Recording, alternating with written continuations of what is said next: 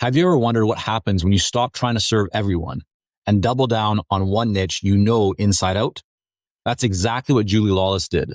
From corporate comms for brands like Nissan and Mars Petcare to running her own firm in animal health and AgTech. Julie has built a business that thrives because it's focused. In this episode, we unpack how she made that shift, moving from hourly billing to retainers, building a standout reputation in a small industry, and leading a team that runs smoothly without her in every single detail. If you've been thinking about specializing or tightening your focus, you'll take a ton of practical insight from this one. Enjoy.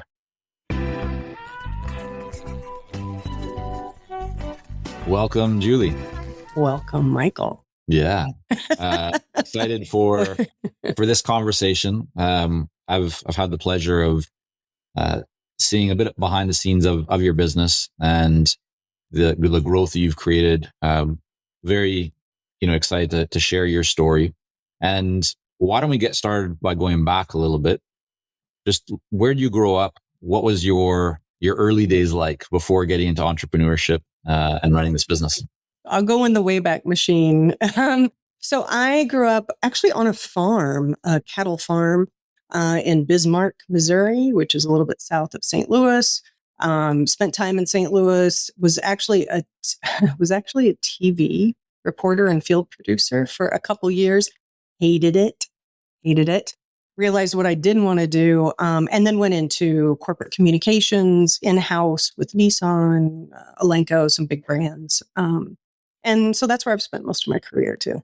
And then, so if we look at Lawless Comms today, you do a lot of work in animal health, veterinary, food production, but really around that kind of space. Can you just describe a little bit more of the specialization and focus that you have? And then how did you end up in that space? Because you just talked about automakers and a whole bunch of other stuff.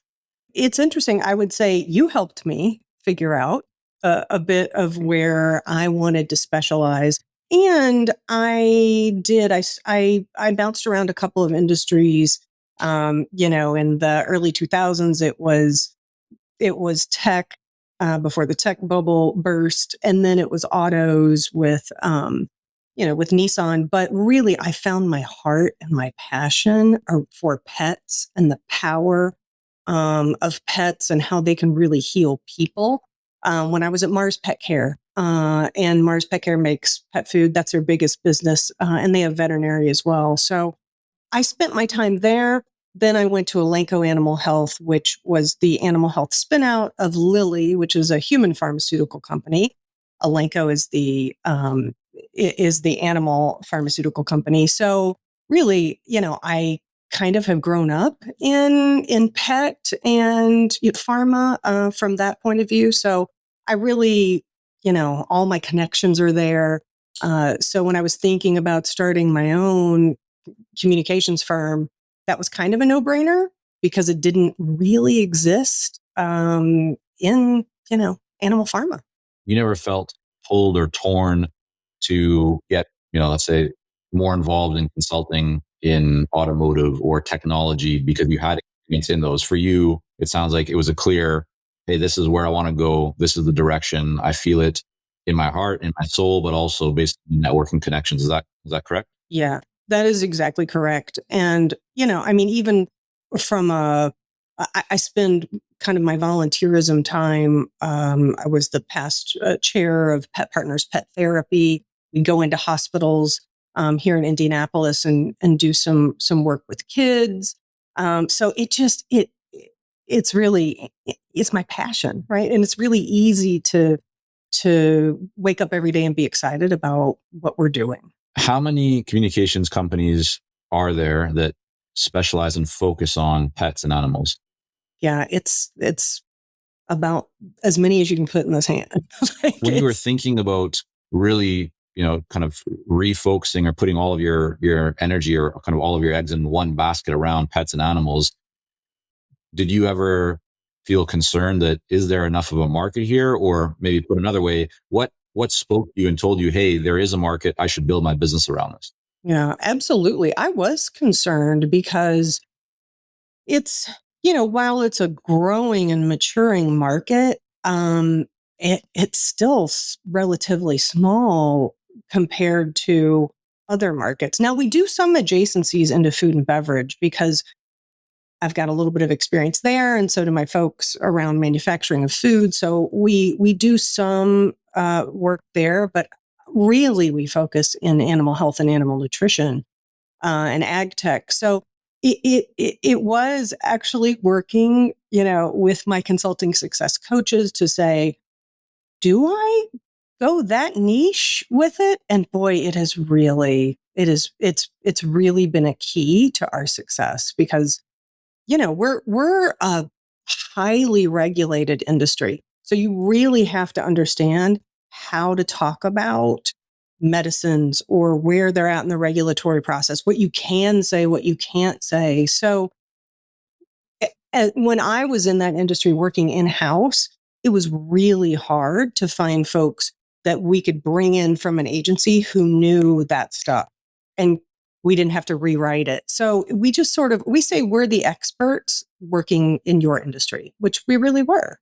I think it's very powerful that you've been able to kind of arrive at and find this, we call it blue ocean, right? Where there's a lot of opportunities, even though the market is small, right? It's way larger than any one firm could manage. So you're in a great place with not a lot of competition, right? You've established your expertise there. So that's fantastic. Talk a little bit about, PR communications is often viewed as a cost center or, something that people don't always see the connection between that work and ROI. How have you navigated those conversations, or what do you communicate to prospective clients or existing clients so they can really see the value of doing PR communications and that type of work? I think it's gotten better. I think in this age of social media, podcasts, everybody's out there and can do it a little more probably economically than they probably could 10 years ago. But you're right. I run into startups every day.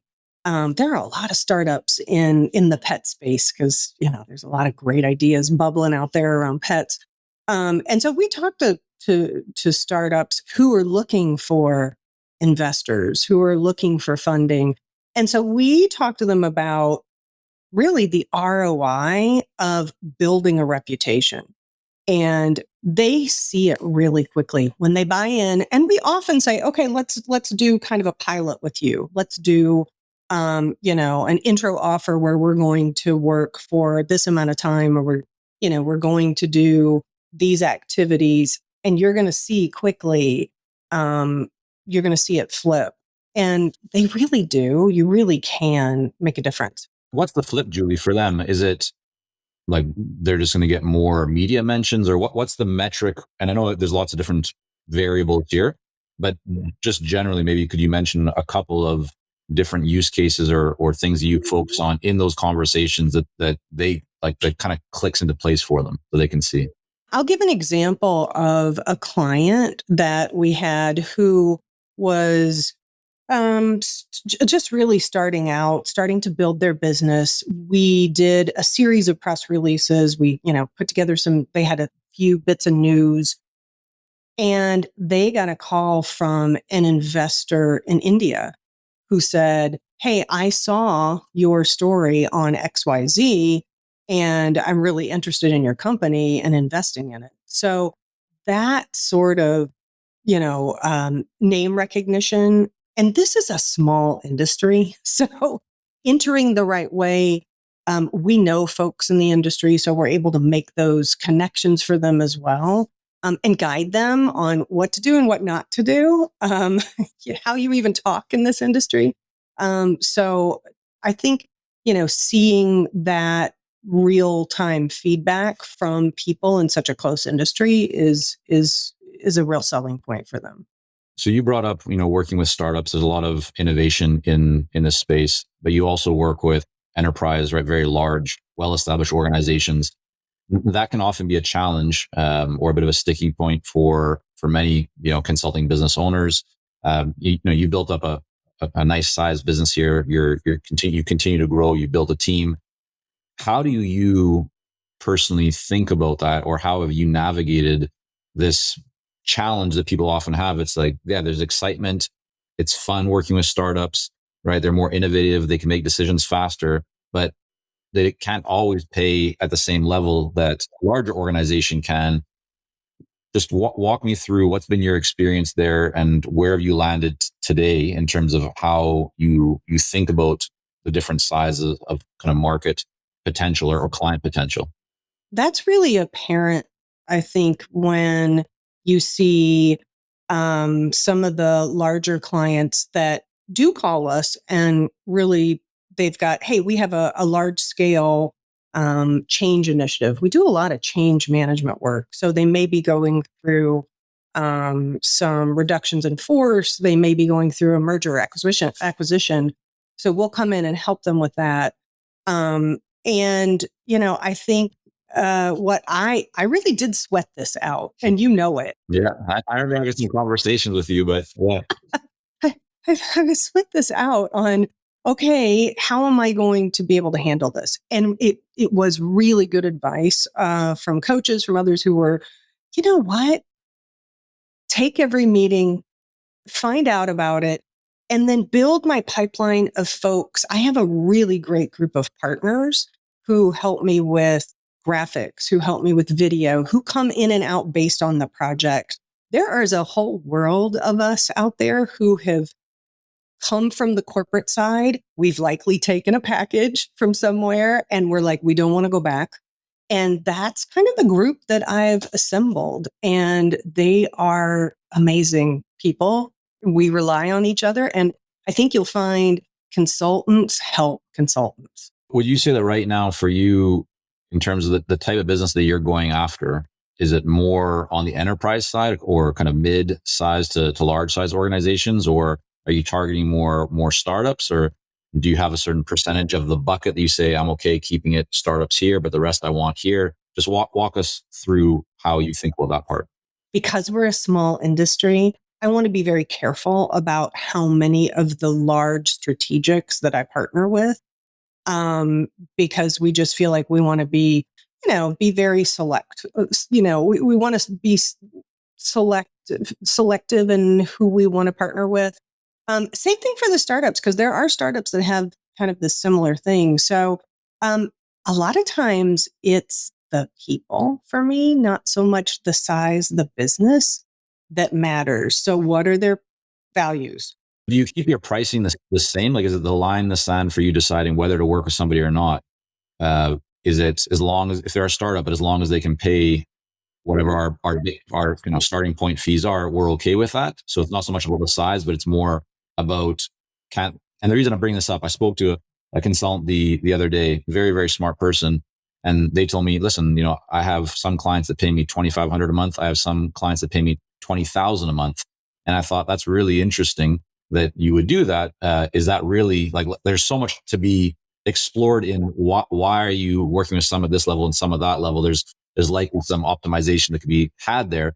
And so I'm wondering for you as well, you talk to some startups, I'm sure, that maybe can't afford the fees that others are able to pay.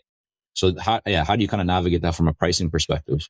I will often look at, are they a disruptor in the industry? So we will work with folks who are disrupting in a positive way.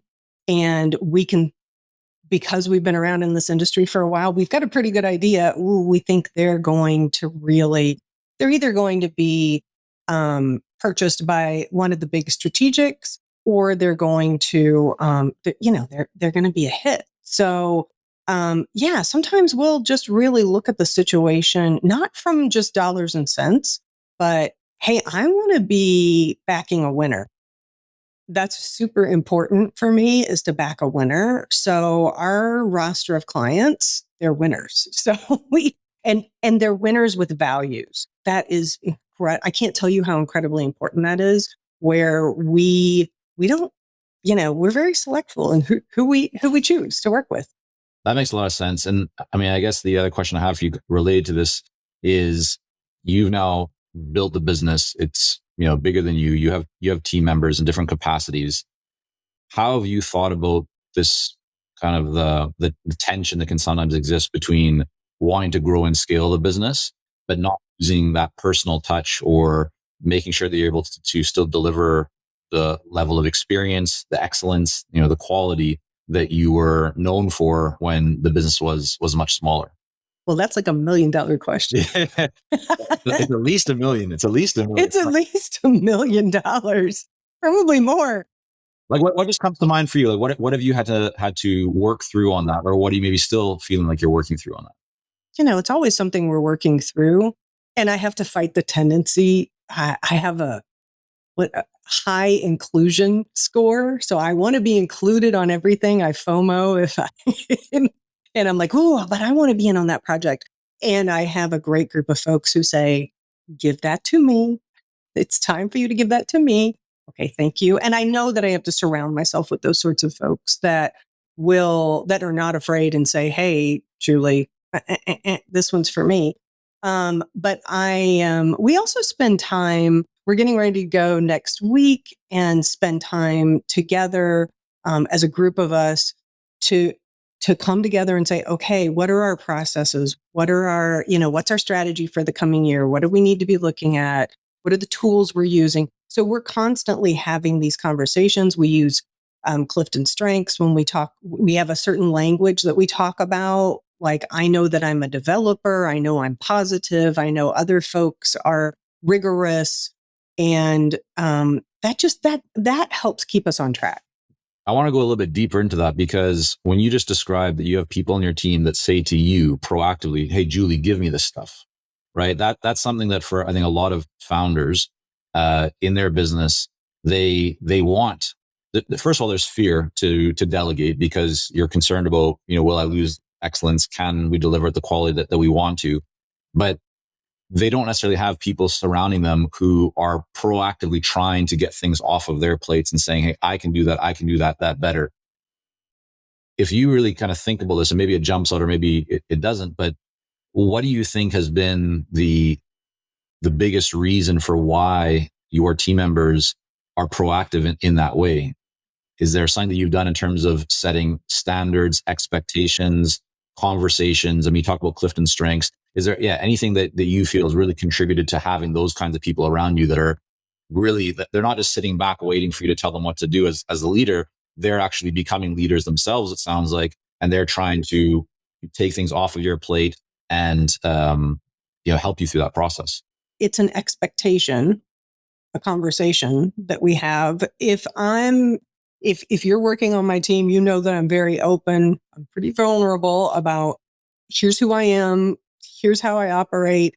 And if you see me doing XYZ, step up and tell me. I don't get mad. I try to stay pretty even and positive. And when do you have that conversation? Is that when you bring somebody on right away, or? Mm-hmm. Yeah, absolutely. Okay. So you're doing it early on. And then do you continue to remind people, or like? I continue to remind people. And I think I say it, quite often. I'm not the most organized person, so I've got to have systems in place, tools in place, and and people around me that are helping me get there. So it's taken me a while to get here. I actually served as a chief of staff for a CEO for quite a while, so I got to kind of see the inside of keeping things on the rails. We were running the board of directors, we were in this quarterly rhythm. So that was really helpful in forming, kind of that in me, I think. You mentioned systems tools. Is there one thing that you do, whether it's a system tool or a structure, a meeting, but something that happens on a regular basis that you feel really kind of is the glue that holds you and your team together to ensure that goals are being achieved, that performance is happening at the level that you want? Yeah, every single day I wake up and I go to my whiteboard. I love a whiteboard. So I go to my whiteboard and I get everything out of my head, and I go to my Asana tool. We use Asana as a team. It could be whatever you use as a team, but I go to that tool and we all use that tool. We set clear deadlines. We communicate in it. We know where everything's at. So that way, we know if we're meeting deadlines, if we're missing deadlines, we can just bing, see that on the board. So that's really helpful. Yeah. Okay. So your process is you wake up every day, you start with a fresh, clean whiteboard. Anything that's on your mind, you get it down. Then from there, it goes into Asana. The appropriate people are tagged, and that's how you keep things really on track. Is that daily habit? Yeah, that's my. And how about getting the most out of your team and really ensuring that they're taking the level of action that you want, or the progress is being made in a satisfactory way? Is there anything that you've done or you actively do to support your team, or to try and get as much as you can, from your team so that they can perform at the level that you want? I love communicating. It might be text. It's probably in Teams, not so much WhatsApp. But we try to keep each other informed. We're going back and forth if there are questions. We do a weekly team meeting. Like we are just, I work in communications. I believe it's constant communication. Have you built a consulting business only to find yourself feeling stuck? Are you tired of relying on referrals, struggling to bring in new clients while serving the ones you already have, and knowing you need to raise your fees but feeling overworked and spinning in circles under a revenue ceiling? The problem isn't your expertise, it's clarity. And that's why we created Clarity 2.0, our newly upgraded coaching experience. Powered by our ROI verified growth system, Clarity 2.0 is designed for one thing: real results. With coaching personalized to you and your business, proven consulting frameworks, intelligent AI-powered tools that accelerate your learning and amplify your results, and a curated global peer community, you'll finally gain the clarity, confidence, and control to take your business to the next level. And the numbers speak for themselves. Over 80% of our clients raise their fees, refine their niche, or reposition within 90 days. Many double their revenue in under a year. More than 1,000 consultants across 75 plus countries, from solo specialists to multi-seven-figure boutique firm owners, have transformed their businesses through our methodology. And now it's your turn. Head over to consultingsuccess.com/grow and book your growth session call today. It's time to stop grinding and reacting and start intentionally leading your next level of business growth with Clarity 2.0. We talked about pricing just for a moment earlier, but I'd love to have you share a little bit about your evolution with pricing, or how have things changed? Have they changed? Just, as you've kind of gone through this business over the last many years, how are things different today from maybe how they were a year ago, 2 years ago, 3 years ago? Yeah, it's been a process, I would say, because in the PR world, you're generally doing by the hour, or you have a retainer, or you're doing per project. And yeah, I'm one of those people that had different price points, different customers. It got really complex. So the time I was spending, or my team members were spending on invoicing and pulling all those hours and all that stuff, I've started to move to retainer model. We'll do per project. If it's hey, we have, an IPO coming, this is what we need to do. Okay, we'll work on per project. But trying to get away from the hourly it's too many models. Many models. So I remember having this, this conversation with you around some of these shifts, and it's a very common situation that people find themselves in, right? Using kind of the older model, very well accepted and kind of acknowledged as the status quo in terms of hourly fees. But now you shift that into retainers, right? So there's a lot more structure. It's streamlined. Did you face any pushback, or do you have any challenges? And I'm asking for everyone who's tuning in right now, who might be in a similar place, thinking, well, yeah, but my industry just is so used to using hourly fees, and this is the way that everybody does it. What advice would you offer them based on what you've experienced? There will be pushback, especially if you're trying to convert an existing client. So I came in with a really clear ask to say, okay, if it's someone that we've been working with for a while, I can pull the data and say, here about how many hours we spent with you last year. Here are the projects that we worked on. Okay, let's map out what it's going to look like in the coming year, and letting them know, listen, as a former corporate budget holder, like, oh, I don't know what my budget's going to be. That's very difficult. I don't know if I'm going to be able to fund this project in the back half of the year because they sweep budget. So being able to say, oh, okay, now I'm just going to sign off and approve this. I don't have to go through all of the line items on the invoices. Removing that complexity for them has been the conversation that we've had. That's been a positive one. Yeah, it's a really great way of positioning, right? So you're not doing this as here's just our policy, we're making a change. You're actually finding a way to make this advantageous for them to be excited and to see the benefit of moving to that model, which obviously works much better for you as well. So that's a great one. What are you doing today to land new clients? What is the source of new business? Can you break down?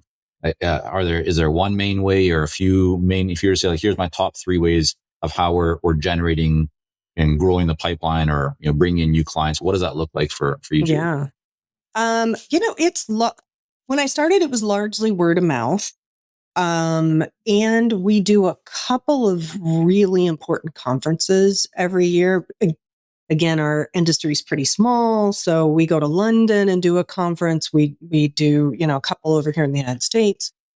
And I like to there's a couple of things. I like to get face to face with people.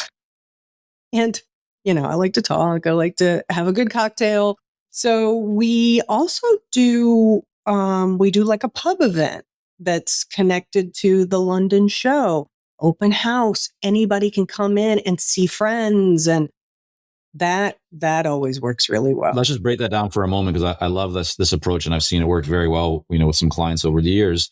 So is this, you find an event that your ideal clients are going to be at? So let's call this, this London event for your industry, and you're going to attend that event, but you're also going to send invitations to ideal clients that you believe are going to be there to say, hey, we're hosting this case, a pub event. Come connect. Like, can you just add a few more details to what that looks like? Or Yeah, I do it the night before the event kicks off. So everybody's coming into town. I invite some friends. I tell them to invite friends, because it's just, I get a pub. It might cost me $500. It might cost me $1,000. It's a really small investment. And I know that people are having dinners around that time. So I open it up at 5:00 and I stay until close. And we just park there, and people come in and out and they see each other. And it just creates this atmosphere of, we're friendly, and we know each other. And it's just a really great way to connect. And so, to make an important distinction about this, I think you're not selling at the pub. You're connecting, right? You're creating bonds with people, strengthening, cultivating relationships. And I know that a lot of people think, well, yeah, but it costs money to do that. It's like, but really, like, think about how much money and time, you spend on all kinds of things that you're just like literally throwing spaghetti at the wall, hoping that it sticks. And when you understand the value of one client, right? And in your case, Julie, right, that could be tens or hundreds of thousands of dollars.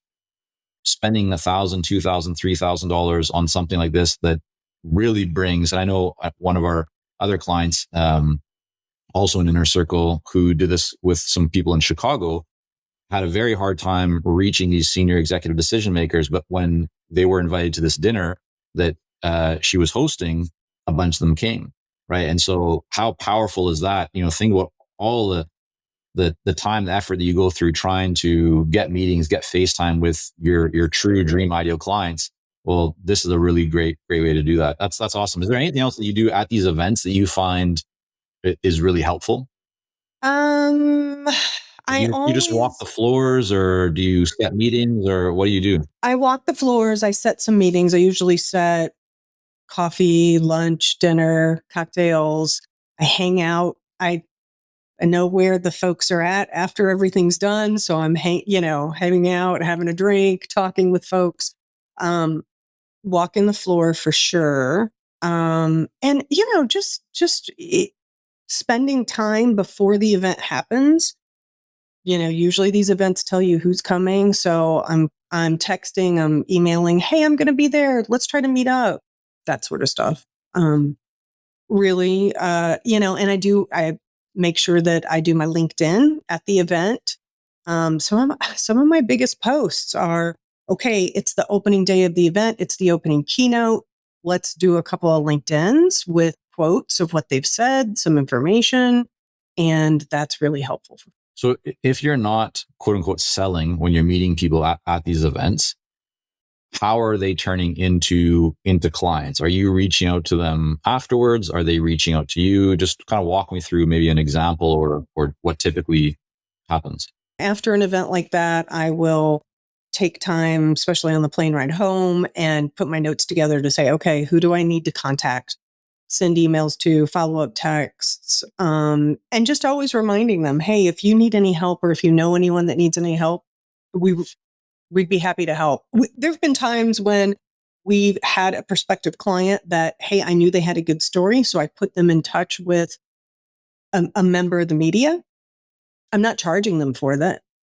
That's just providing value. It didn't really take me that long to do it, but then they've come on to be a client. And it may have been 5 touches later, but I don't view it as selling. I view it as, and that had to be a mindset switch for me because I am not a salesperson at heart.